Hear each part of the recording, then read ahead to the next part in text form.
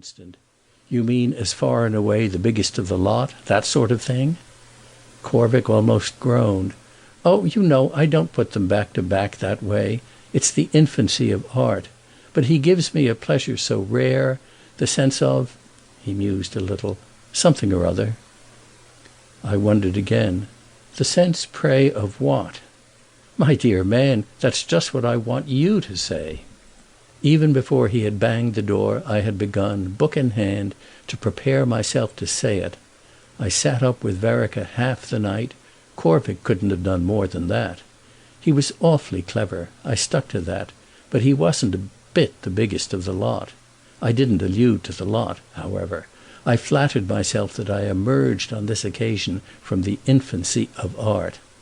"It's all right," they declared vividly at the office, and when the number appeared I felt there was a basis on which I could meet the great man. It gave me confidence for a day or two. Then that confidence dropped. I had fancied him reading it with relish, but if Corvick wasn't satisfied, how could Verreker himself be?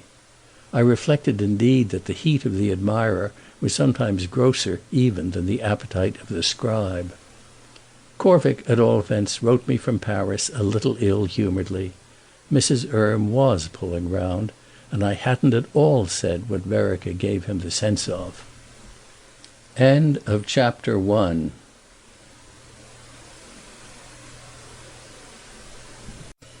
The Figure in the Carpet, by Henry James, Chapter 2.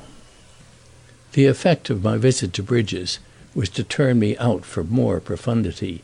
Hugh Vereker, as I saw him there, was of a contact so void of angles that I blushed for the poverty of imagination involved in my small precautions. If he was in spirits, it wasn't because he had read my review.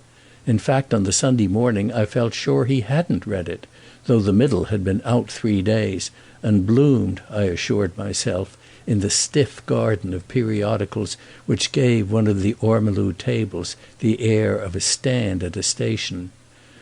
The impression he made on me personally was such that I wished him to read it, and I corrected to this end, with a surreptitious hand, what might be wanting in the careless conspicuity of the sheet. I'm afraid I even watched the result of my manoeuvre, but up to luncheon I watched in vain. When afterwards, in the course of our gregarious walk, I found myself for half an hour, not perhaps without another manoeuvre, at the great man's side, the result of his affability was a still livelier desire that he shouldn't remain in ignorance of the peculiar justice I had done him. It wasn't that he seemed to thirst for justice. On the contrary, I hadn't yet caught in his talk the faintest grunt of a grudge, a note for which my young experience had already given me an ear.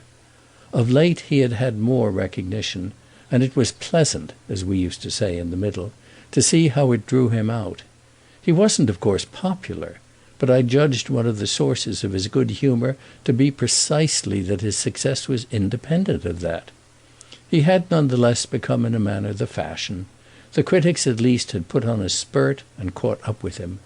We had found out at last how clever he was, and he had had to make the best of the loss of his mystery. I was strongly tempted, as I walked beside him, to let him know how much of that unveiling was my act, and there was a moment when I probably should have done so, had not one of the ladies of our party, snatching a place at his other elbow, just then appealed to him in a spirit comparatively selfish. It was very discouraging. I almost felt the liberty had been taken with myself. I had had on my tongue's end, for my own part, a phrase or two about the right word at the right time, but later on I was glad not to have spoken, for when on our return we clustered at tea, I perceived Lady Jane, who had not been out with us, brandishing the middle with her longest arm.